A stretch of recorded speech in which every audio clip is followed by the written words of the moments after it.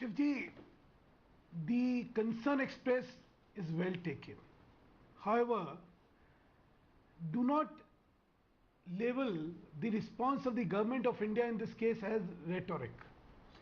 I have before me the statement issued by the advisor to the Prime Minister of Pakistan on national security and foreign affairs, which has been issued today.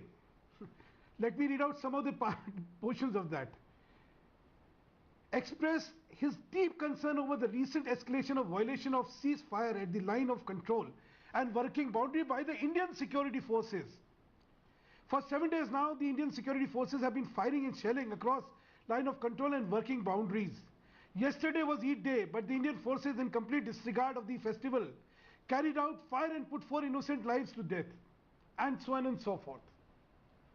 But that's not stopping our people from being killed, sir. Allow me.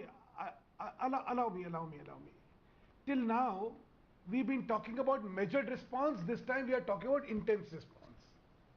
See, that a rogue state like Pakistan will violate this ceasefire is not within the control of the Indian government. Right.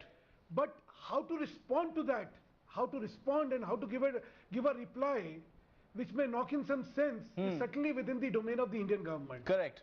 And so that is exactly what is happening. Which leads me to my final question, sir, because we're almost running out of time. Does the government have a plan? Because the other sense, apart from asking what your plan is, the second question, follow-up question to that is, does the government have a plan at all? Because it appears that the government is not very sure about what to do at this stage.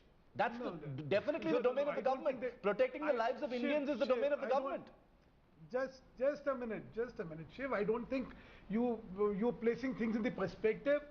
Indian government's plan is to have a very severe response to what the Pakistani forces have been doing, and they've been doing it for 2 reasons, mind it.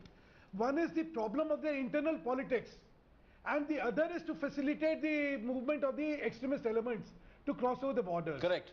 And both these cases, the government of India is very, very conscious and has given a completely intense response just to tell them that for far too long you have taken us for granted. Yes.